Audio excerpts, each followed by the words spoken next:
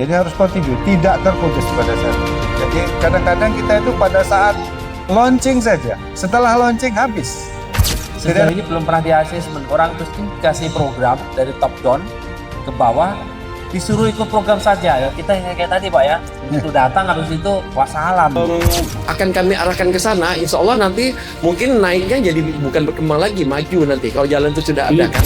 Nah, salah satu alat evaluasi yang akan kami lakukan adalah bagaimana kemudian program yang kami lakukan ini juga berdampak bagi penurunan angka kemiskinan tersebut. Maka semua jenis bantuan apapun yang diberikan kepada masyarakat itu memang dasarnya patokannya adalah pakai JTC. PD terkait KKN kolaborasi itu sangat kami tunggu.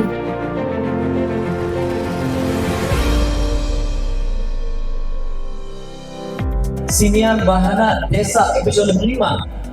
Ya, ini juga merupakan sebuah wadah ruang obrol inspiratif yang mengenangkan cerita, pengalaman, dan praktik baik untuk pembangunan desa. Langsung saja kalau itu kita akan sambut sumber kita untuk bergabung bersama-sama di depan.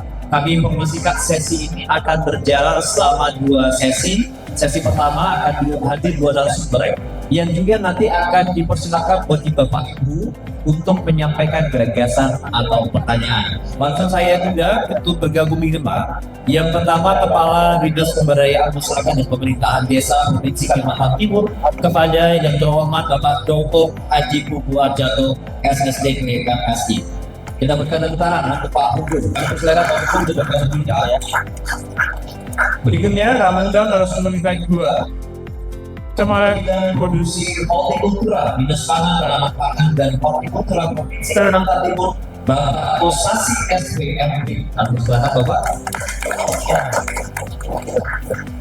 Dari acara Sinian Bahana Desa episode 5 ada berbagai topik yang telah dibahas, termasuk topik yang paling penting hari ini karena menyangkut pembangunan yang dimulai dari desa. Desa memiliki peran penting dalam peningkatan perekonomian, pembangunan, dan seluruh rancangan pembangunan utama dari pemerintah.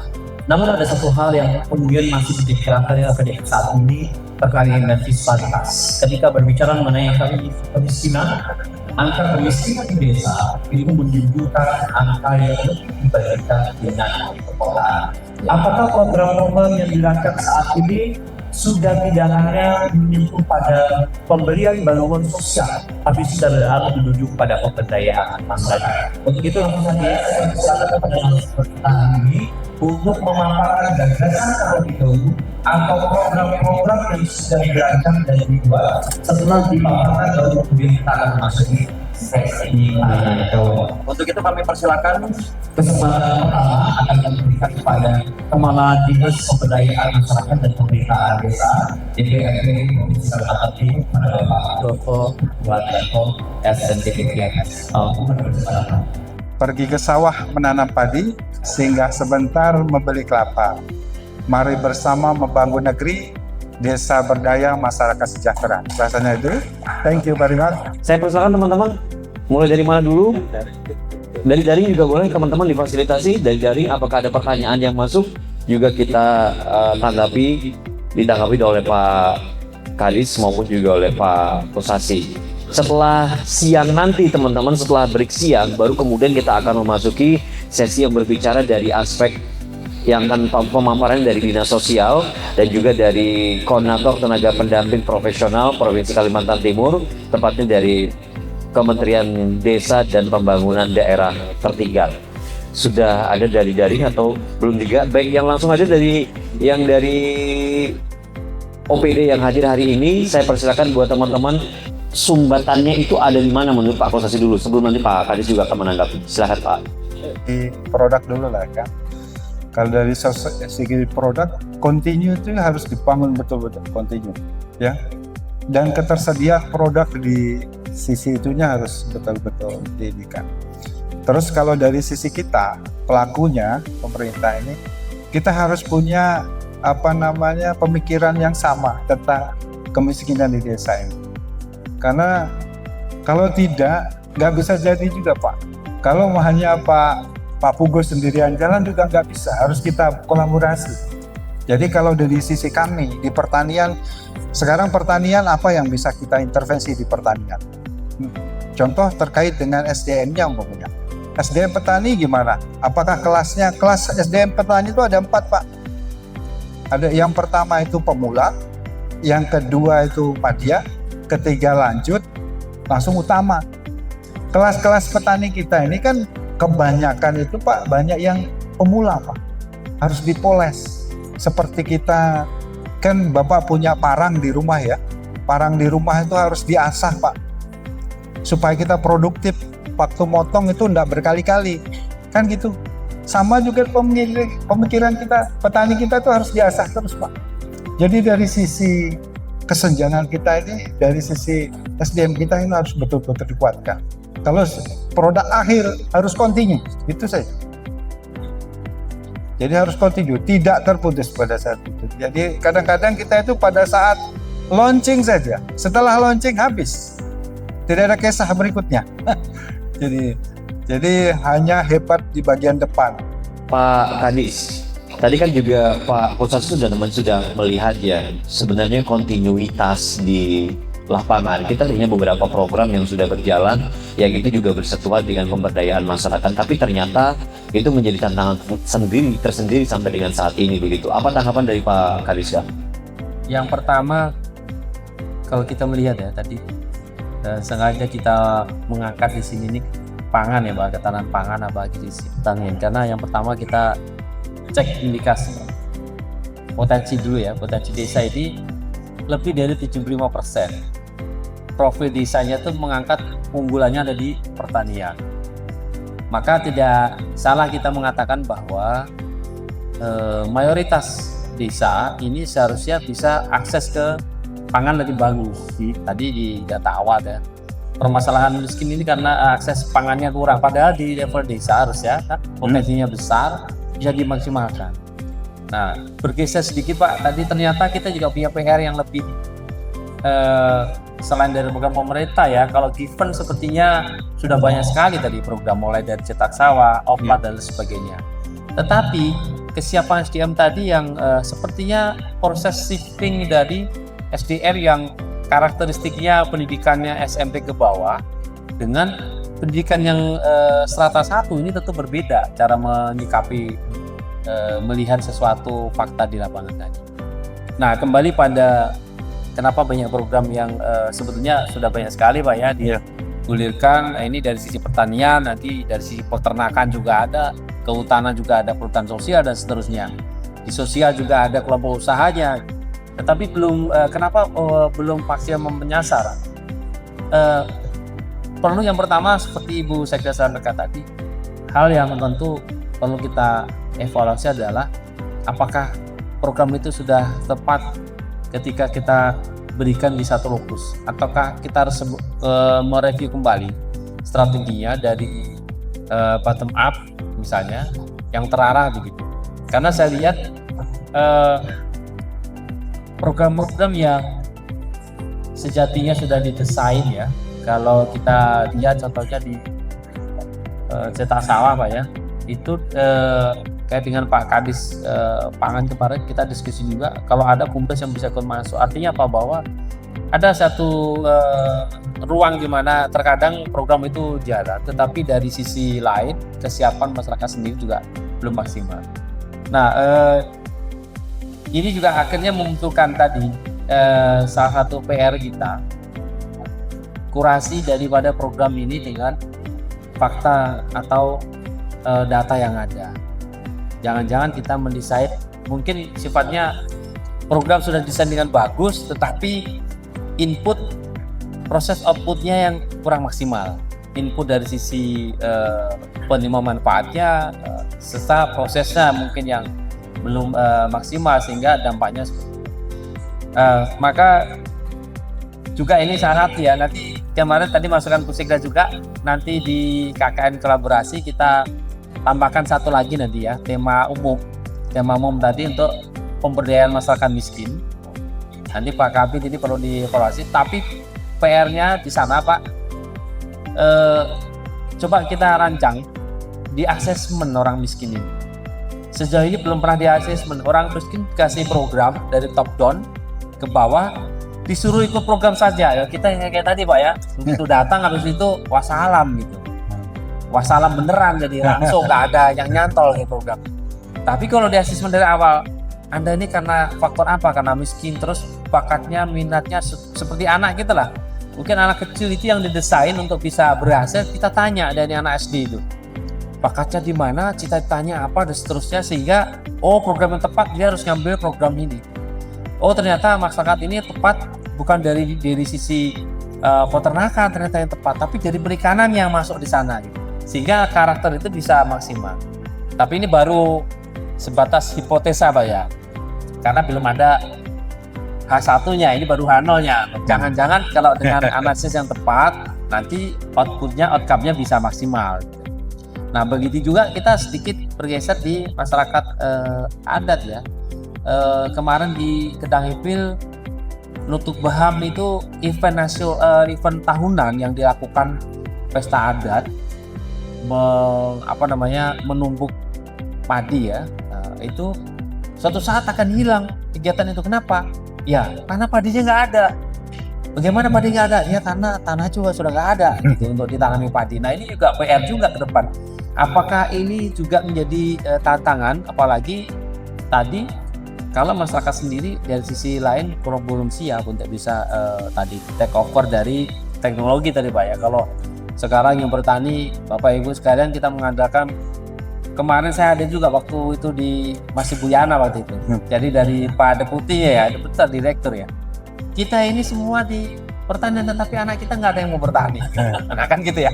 Ini juga contoh nyata bahwa tapi pertanianlah yang modern gitu, yang mungkin jauh lebih teknologi lebih maju dan sebagainya, tetapi itu maksimal hasilnya. Nah ini juga challenge.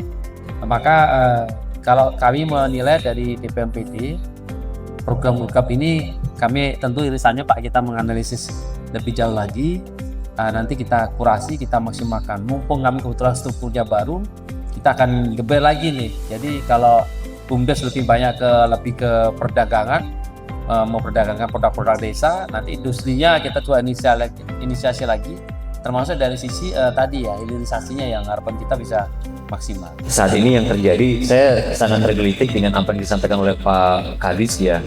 Orang tuanya petani, terus anak-anaknya nggak ada berlanjut. Saya teringat dengan satu wilayah, ada wilayah yang dulu dikenal mungkin dengan daerah lumbung pangannya Kalimantan Timur, salah satu di Kutai Kartanegara, kemudian beralih menjadi daerah pertambangan, kemudian pertambangan sekarang mulai banyak merumahkan, yang kemudian karyawannya banyak yang kemudian beralih kembali ke pertanian, tapi kemampuan bertaninya tidak ada. Ya, ada di satu sisi juga, ya sehingga juga banyak memunculkan tantangan lagi gitu, menggunakan smart farming, tapi hanya satu lilin di smart farmingnya yang muncul, lilin yang lain belum nyala lagi. Oke, baik, sekarang saya langsung saja menuju ke Pak Wanda. Tepuk tangan untuk Pak Wanda ya. Bismillahirrahmanirrahim. Assalamualaikum warahmatullahi wabarakatuh. Saya mungkin ingin bertanya dengan narasumber dari ketahanan pangan, karena memang salah satu program kegiatan di bidang kami itu adalah kegiatan untuk peningkatan indeks desa, satu indeks desa yang mana saat ini di Kecamatan Bongan masih terdapat 3 desa tertinggal tadi disampaikan oleh Pak Kadis, Desa Deraya, Tanjung Soke dan Gerunggung. Nah, jadi untuk 3 desa ini, insya Allah kemarin kami sudah penandatanganan berita acara untuk pembangunan jalan di ruang rapat sekda itu dari KM 80 sampai ke Gerunggung. Nah, itu untuk 3 desa itu insya Allah tahun ini akan dilaksanakan. Kemarin saya langsung kebetulan posisi duduk saya itu bersebelahan langsung dengan Kepala Dinas PU. Beliau menyampaikan bahwa Pak Aswanda, ini kemungkinan insya Allah proses tahapan yang kami lihat ini sekitar bulan Juli sudah mulai bangun jalan ini sampai ke Gerunggung. Tapi memang untuk jalan itu sampai ke Tanjung Soke itu memang beton, nanti Tanjung Soke sampai ke Gerunggung itu nanti kita mungkin pengerasan sampai ke ya intinya jalannya akan bagus lah sampai ke sana gitu. Nah Pak, terkait dengan itu, ini kan daerah yang sebelumnya terisolir Pak ya. Nah kemudian untuk tahun ini insya Allah akan terbuka. Jadi kira-kira ada nggak program ketahanan pangan yang bisa kita kolaborasikan untuk 3 desa yang sebelumnya tertinggal? Karena insya Allah kami sudah melaksanakan pelatihan Pak untuk 3 desa ini tahun ini akan naik status dari desa tertinggal menjadi berkembang. Jadi Bapak kalau nanti ada waktu jalan ke sana, itu sumber daya alamnya di sana luar biasa Pak. Saya sudah pernah ke sana juga. Jadi kalau untuk pengembangan ketahanan pangan di sana mungkin bisa. Saat ini kami juga sedang berupaya untuk membentuk satu kawasan peternakan di sana. Insya Allah juga akan ada dapat bantuan Pak Medi ya, bantuan sapi 70 ekor dari Basnas ya di sana untuk tahun ini. Nah, jadi mungkin siapa tahu bisa dikolaborasikan Pak untuk meningkatkan status. Jadi kalau awalnya kami itu berupaya untuk meningkatkan status indeks desa itu dari tertinggal menjadi berkembang karena banyaknya program-program pendukung yang akan kami arahkan ke sana. Insya Allah nanti mungkin naiknya jadi bukan berkembang lagi, maju nanti kalau jalan itu sudah ada kan. Nah, makanya kami berupaya untuk mencari kolaborasi apa yang bisa kita kembangkan untuk meningkatkan indeks desa status tertinggal tersebut Pak. Itu pertama. Yang kedua, kami insya Allah tahun ini juga akan melaksanakan berupaya untuk membentuk kawasan di Maratua. Nah Maratua itu kan juga memang satu kawasan yang terdiri dari 4 kampung di sana Pak. Nah kira-kira untuk dari ketahanan pangan program apa yang kira-kira Bapak bisa informasikan kepada kami untuk pembentukan kawasan di Maratua itu. Di sana itu Pak wisatanya luar biasa dan juga banyak orang datang ke sana gitu. Nah, kira-kira untuk peningkatan ketahanan pangan di sana apa yang bisa diprogramkan? Mungkin itu saja. Terima kasih. Wassalamualaikum warahmatullahi wabarakatuh. Anda ya, Kepala Bidang Pembangunan ya, kalau memang ini sesuai dengan bidangnya. Langsung saja Pak, silakan kepada Pak Kosasi untuk menanggapi Pak terkait dengan potensi yang dimiliki di salah satu wilayah di Bongan ya Pak ya, di Kutai Barat, kemudian juga Maratua. Silakan Pak. Jadi kalau saya jawab yang terakhir dulu, di Maratua. Di Maratua itu sudah kita bantu yang hidroponik mini ya Mas ya. Kita beberapa karena kebetulan di sana itu ikannya udah ada, tapi sayurnya nggak ada.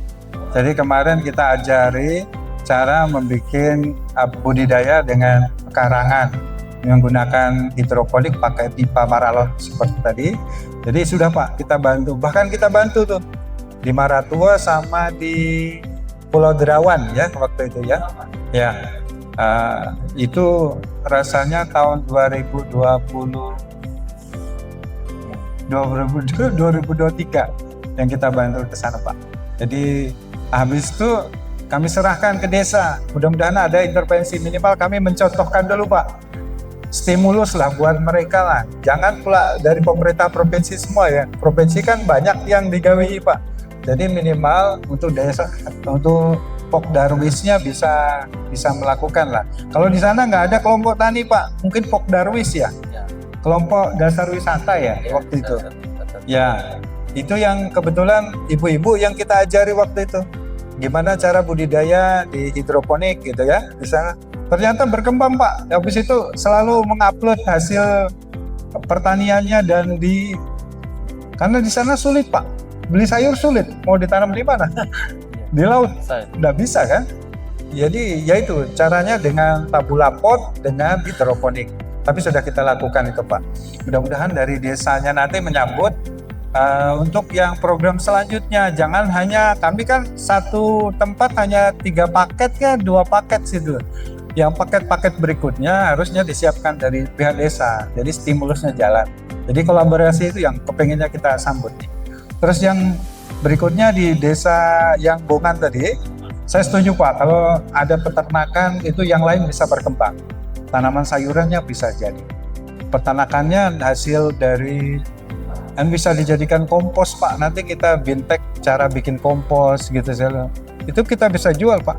Saya tertarik banget, tapi kata kuncinya udah tepat tuh. Kalau umpamanya ada peternakan udah gampang yang lainnya itu Pak. Jadi nanti budidaya seperti sayur-sayuran itu dari pupuk yang ada itu aja. Cuma nanti jangan pula yang pupuk yang masih basah dipupukkan lah Pak. Jadi ada prosesnya.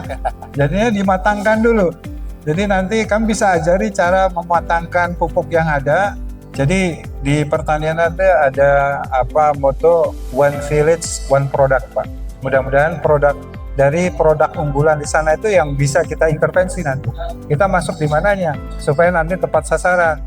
Jangan nanti, apalagi mereka sudah ada peternakan yang 70 itu, kalau bisa nanti jangan sampai mendatangkan pupuk buatan dari luar kan. Dari pupuk yang ada kita proses menjadi pupuk organik, jadi back to nature-nya masuk. Jadi nanti hasil daripada produk pertaniannya ramah lingkungan. Jadi itu yang kita masih intervensi. Kami siap aja Pak, nanti kami bicarakan dengan teman-teman di desanya yang tertinggal yang 3 tadi ya? Oh ya, siap. Nah, Bro, terima kasih. Yang pertama terkait dengan aksesibilitas. Maka kita di sini di Pemda ini kan ada pembagian urusan kewenangan ya, dari sana di sana. Makanya di sesi ini Bapak-Ibu sekalian kita hadir lintas OPD ini, baik provinsi maupun kabupaten, itu harapan kita menjadi concern kita bersama. Untuk misalnya saja pembagian jalan ada yang menjadi jalan nasional, provinsi, kabupaten, lintas kabupaten itu menjadi mana provinsi dan seterusnya.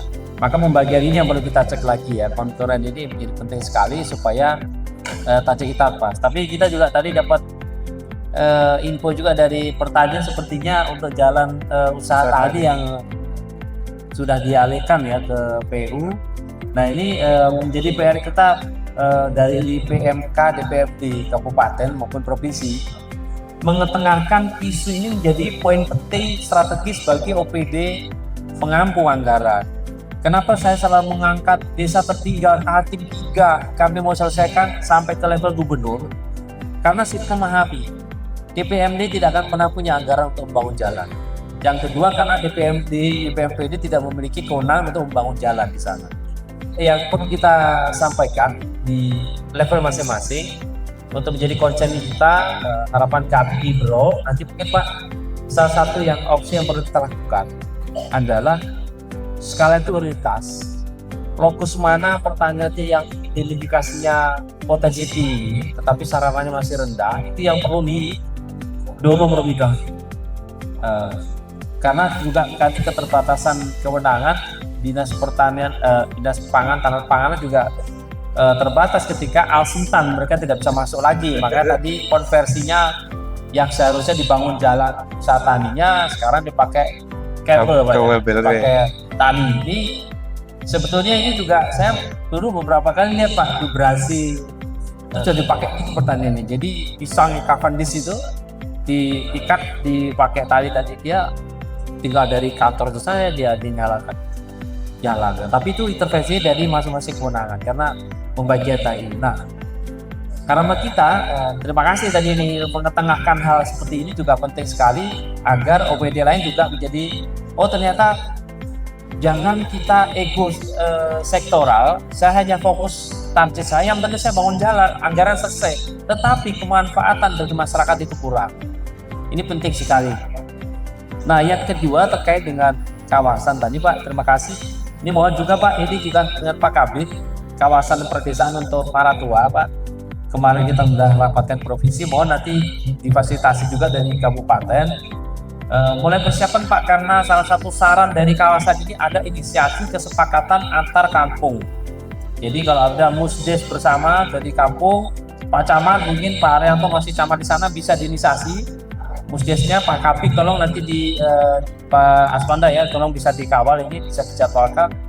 Nanti ada sesi di mana kita pasca identifikasi dan kesepakatan kawasan, kita bisa libatkan OPD terkait Pak di tahun ini untuk bisa mengintervensi di program tahun depan. Kalau tadi di pertanian Pak sudah ada pernah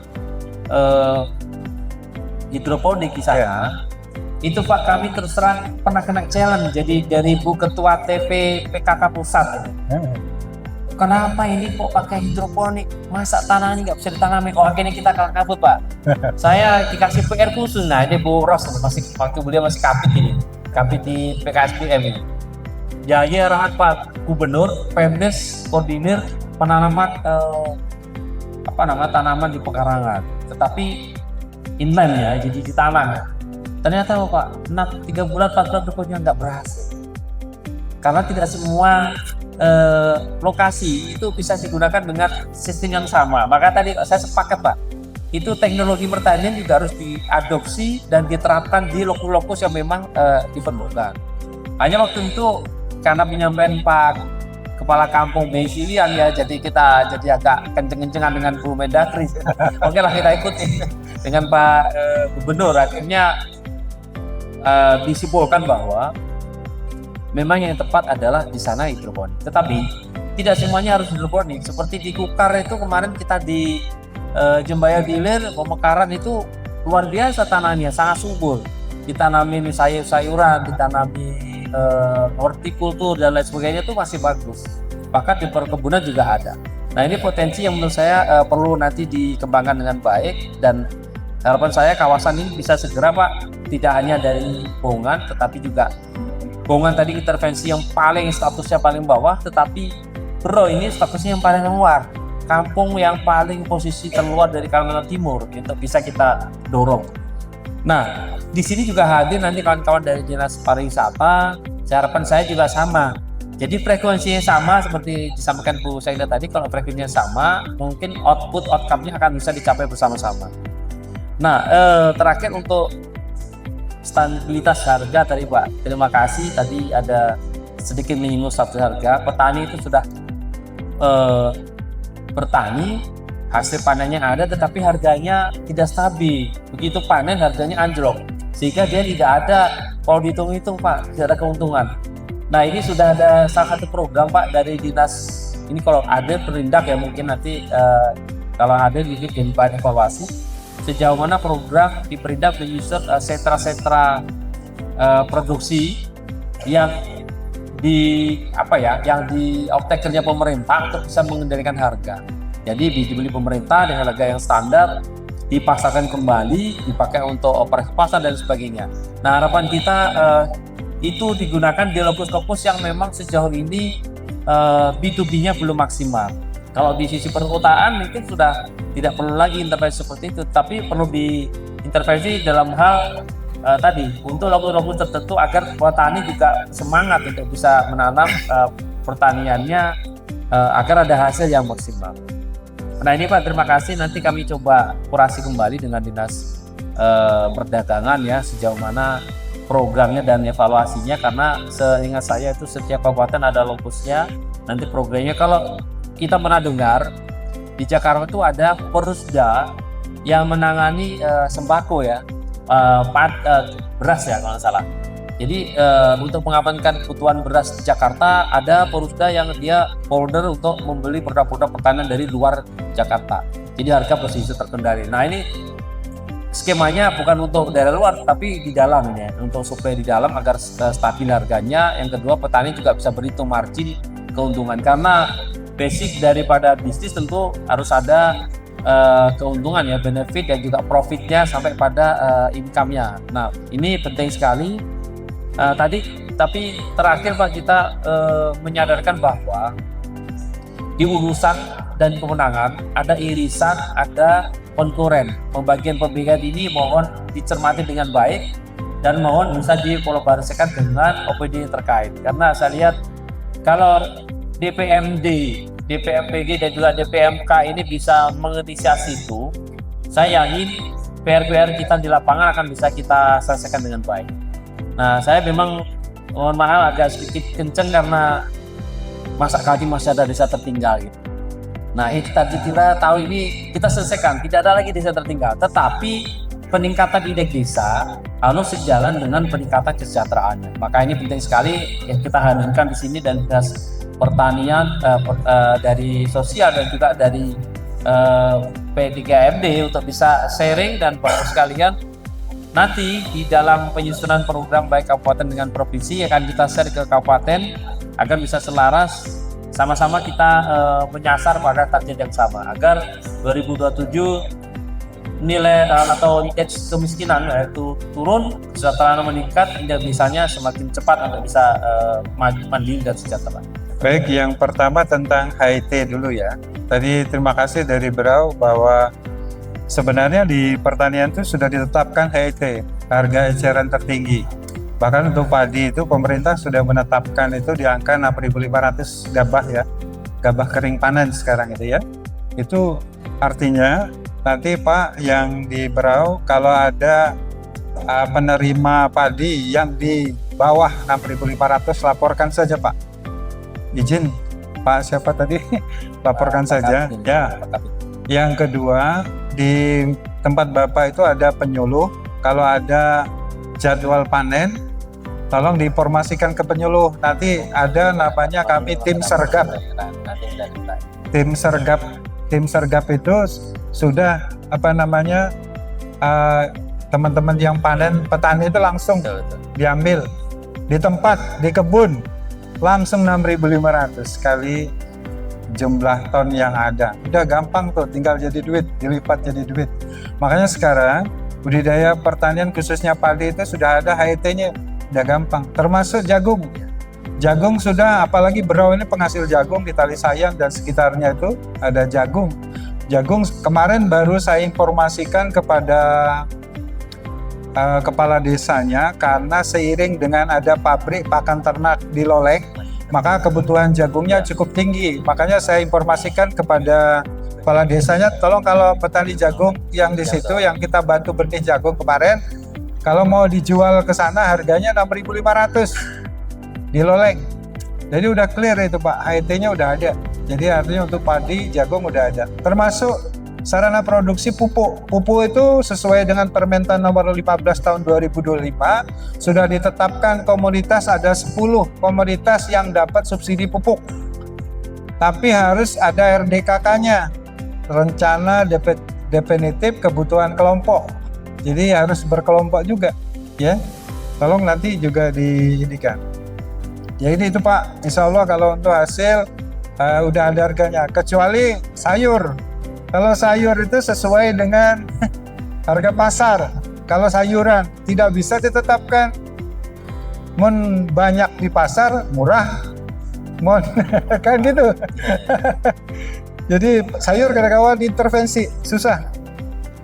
Jadi kalau di tanaman pangan khususnya di hortik itu ada 5 mayor yang mendapat intervensi pemerintah. Yang pertama bawang merah, bawang cabai, pepaya, nanas, yang utama pisang, kepok, grecek. Makanya nanti yang desa tertinggal itu kalau bisa tanam kepok grecek.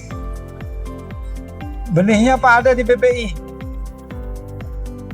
Bibitnya satu pohon 15.000, usulkan lewat dana desa. Kita antar ke sana Pak, nanti kalau insya Allah ada. Di BBI kami itu Pak banyak benih. Kemarin 52.000. Tidak terambil oleh pemerintah Pak, karena kita nggak boleh intervensi sarana pertanian. Itu ya, rasanya itu. Terus ya yang lain terkait dengan sarana pertanian, mohon maaf lahir batin, sarana pertanian mulai 2025 provinsi nggak boleh intervensi. Jadi kami kemarin Silpa untuk beberapa bidang itu hampir 21 miliar mengembalikan dana ke kas daerah karena tidak bisa terserap. Itu semuanya terkait sarana pertanian. Karena tadi itu masalah kewenangan Pak. Sekarang diambil pusat semua Pak.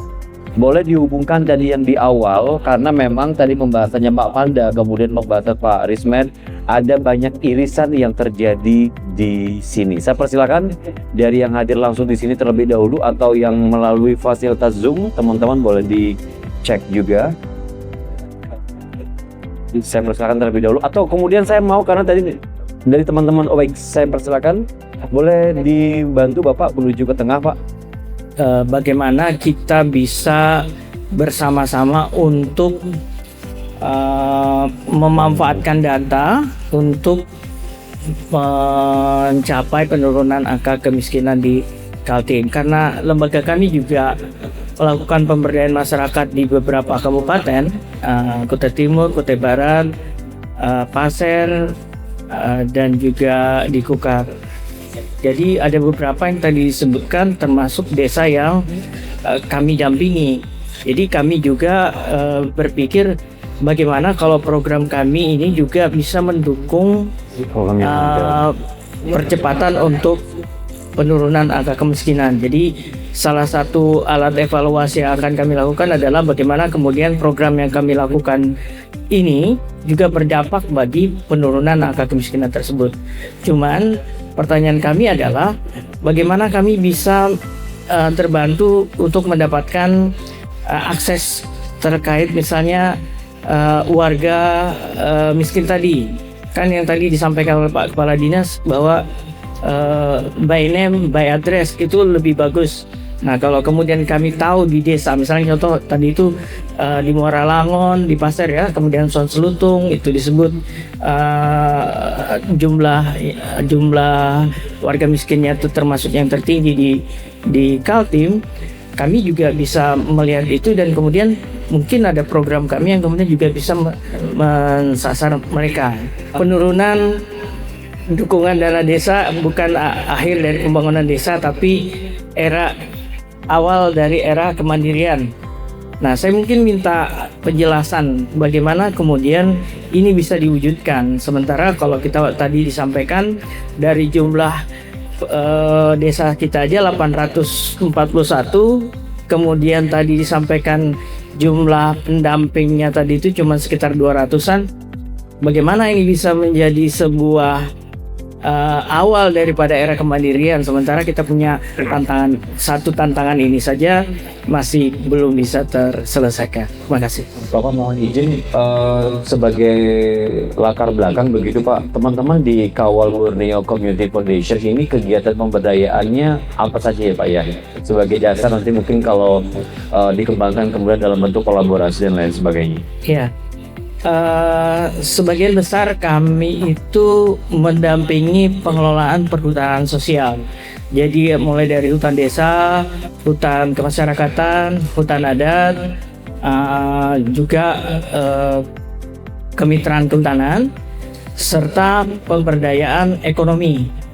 Jadi ada beberapa desa di 3 kabupaten itu kita dampingi bahkan sampai mendukung pengembangan livelihood berdasarkan identifikasi potensi sumber daya alam setempat. Nah, itu yang kemudian kita coba selain menyelamatkan hutan, tapi juga kita membantu masyarakat, pemerintah desa bersama masyarakat untuk mengelola sumber daya yang ada untuk meningkatkan pendapatan masyarakat setempat. Pak, satu lagi pertanyaan saya Pak, ini izin saya sekaligus karena memang kita bisa berdialog begitu Pak. Sejauh ini kan tadi kita sudah mendengar berbagai perspektif baik dari Dinas Pemberdayaan Masyarakat dan Pemerintahan Desa, kemudian Dinas Sosial, kemudian dari tim pendamping, begitu juga dari tadi di awal ada dari Ketahanan Pangan begitu.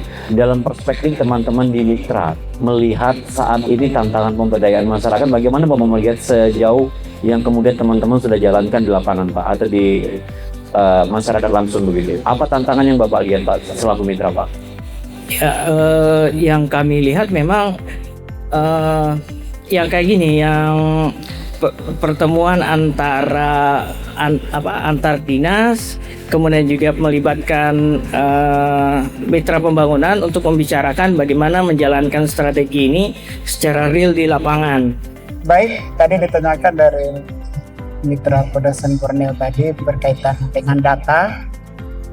Memang sekarang ini dengan adanya Impres nomor 4 tahun 2025 tentang dikeluarkannya DTC, maka semua jenis bantuan apapun yang diberikan kepada masyarakat itu memang dasarnya patokannya adalah pakai DTC. Nah, DTC itu memang sudah ada pemeringkatan desil, ada desil 1 sampai desil 10.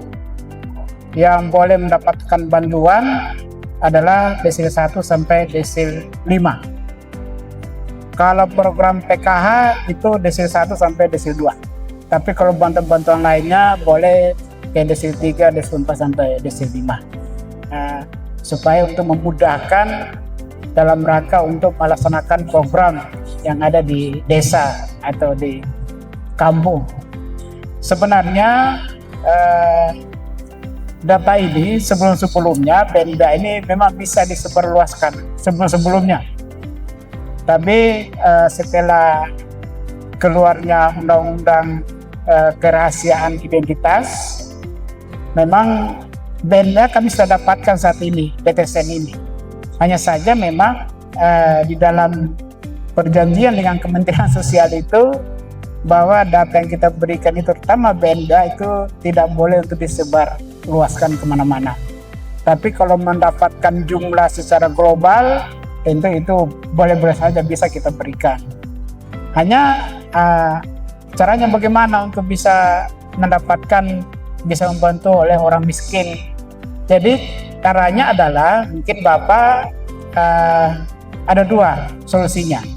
Yang pertama, kalau sudah mendapatkan orangnya yang dianggap itu memang miskin, bisa nanti dicek di dalam aplikasi SISNG bisa di kelurahan desa, bisa di kecamatan, bisa di dinas sosial. Coba dicekkan dulu ini dia masuk desil mana. Itu solusi pertama. Solusi kedua adalah bisa juga nanti langsung di kecamatan atau di desa itu coba saya dicarikan orang miskin karena ini ada program. Nanti di kecamatan atau di kelurahan itu ada kasih kesra. Kasih kesra itu ada petugas operator. Ada petugas operatornya yang bisa mencarikan atau bisa memverifikasikan untuk mereka masyarakat di sekitar situ yang masuk desil mana. Baik, selanjutnya saya persilakan kepada Pak Risman tadi ada menampilkan data terkait dengan dana desa dari angka 810M menjadi 266M. Ada satu narasi yang menyebutkan bahwa ini bukan menjadi kendala, tapi ini menjadi tantangan untuk mewujudkan kemandirian yang sesungguhnya. Next time bahwa kita pada saat beberapa koordinasi kita melakukan evaluasi apakah semua program-program itu berdampak apa tidak secara menyeluruh untuk pengentasan kemiskinan. Jadi mungkin boleh jadi di dalam hasil akhir dari program ini ada kesepakatan bahwa kita semua yang mengampu pengentasan kemiskinan ini ada seperti warung kemiskinan misalnya ya, sebagai wadah koordinasi dari semua program itu yang tentu saja bukan sekadar tim koordinasi biasa tapi sebagai pusat pengendali dari kemiskinan. Dan saya persilakan langsung kepada Pak Kadis untuk merespon dan menanggapi Pak. Terima kasih Bu Sahri, Yana tadi tentu ini menjadi masukan ya untuk kita semua. Yang pertama kita ada TKPK Bu, Tim Koordinasi Penanggulangan Kemiskinan, itu leadernya di Bapeda sebenarnya. Tetapi kita juga memahami kalau kemarin kita membahas penurunan angka stunting itu memang lebih tepat sebetulnya ke dinas teknis. Jadi kalau tim penanggulangan kemiskinan menurut saya karena intervensinya ke sosial mungkin bisa jadi Pak. Nanti Pak Panda mungkin leadernya bisa di dinas sosial, tapi saya sependapat dengan Bu Yana tadi mungkin kita perlu urun rembuk ya, perlu rapat bersama dengan juga lapor Ibu Sekda nanti karena DPMPD menganalisa kemiskinan Kaltim itu dari sisi perdesaan itu kita di 7,46. Artinya Pak DPM ini punya kepentingan sekali dengan bagaimana intervensi kemiskinan di level atau di ruang desa. Maka tadi kita mencoba irisan dari beberapa OPD. Nah memang dari masing-masing program sejauh ini yang kami tahu belum orkestrasinya itu belum berjalan dengan baik. Tapi faktanya bisa dilihat bahwa masyarakat miskin tadi kalau kita mengambil data DTSN tadi belum semuanya menjadi bagian dari program itu. Sekaligus nanti mungkin juga kita undang nanti Bu Yana, kita ada sesi tindak lanjut dari Rakortek ini antara DPMPD, Bapeda, Dinas Sosial, P3MD dan juga nanti kita undang dari staf ahli gubernur kita inisiasi identifikasi dan juga mungkin percepatan strategi kita agar betul-betul maksimal. Kenapa DPMPD masuk menjadi OPD salah satu di dalam fungsinya untuk misi penurunan angka kemiskinan. Akhirnya kita ulik-ulik terus, kita tariklah benang merahnya di SDGs desa tanpa kemiskinan. Maka kita tarik ke sana. Maka yang paling penting maka data penduduk miskin mulai dari 1 dan seterusnya. Nah ini sejauh ini Bu, kita untuk akses ini Pak Panda juga ada. By name by address itu kita masih belum mendapat akses yang lengkap ya. Kalau kemarin saya sedikit mendorong penyelesaian akses utilitas jalan di desa tertinggal. Alhamdulillah kemarin sudah dibahas minggu lalu ya Pak Kabin mewakili kemarin. Bulan Juli kemungkinan sudah mulai fishing sudah mulai jalan.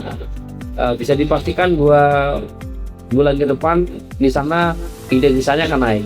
Ditambah lagi intervensi strategi lain. Nah harapan kita juga sama, nanti mohon dukungan juga Bu Sahli Gubernur untuk bisa mendorong intervensi kemiskinan ini, penurunan ini menjadi atensi gubernur dan kita treatment nanti dengan tim kita yang lebih lengkap lagi. Mungkin demikian. Masih di forum ini kami buka, kami persilakan untuk sesi tanya jawab bagi OPD terkait yang tadi mungkin belum mendapatkan kesempatan untuk berbicara. Kami persilakan sekarang kembali. Tadi ada disinggung irisannya banyak sekali, ada irisan kalau kita melihat di paparan Pak Panda maupun juga Pak Rismet ya, di sana ada irisan dengan sektor pariwisata, di sana juga ada irisan dengan sektor kesehatan dan beberapa sektor lainnya. Di sini juga hadir dari teman-teman kesehatan, teman-teman pariwisata. Kami persilakan. Silakan. Baik, silakan Ibu bisa menuju ke tengah, Bu. Baik, terima kasih atas kesempatan yang diberikan. Selamat sore, saya Sarahini dari Dinas Kesehatan Provinsi Kalimantan Timur. Di sini kami hanya menyampaikan sedikit aspirasi dan menyampaikan beberapa hal. Kami tahu bahwa kemiskinan kesehatan itu sangat berhubungan langsung dengan produktivitas, kemudian pendapatan dan kualitas hidup masyarakat. Dengan adanya salah satu kegiatan besar dari DPMPD terkait KKN kolaborasi itu sangat kami tunggu, karena di situ juga akan ada pemetaan.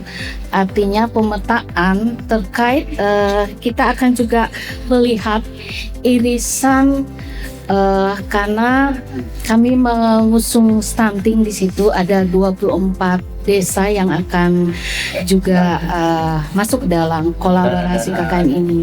Jadi di situ kami akan menanti bagaimana irisan terkait masalah kesehatan di dalamnya, terkait adanya bantuan dinas sosial, kemudian pemberdayaan masyarakat desa, kemudian keadaan kesehatan pada desa tersebut.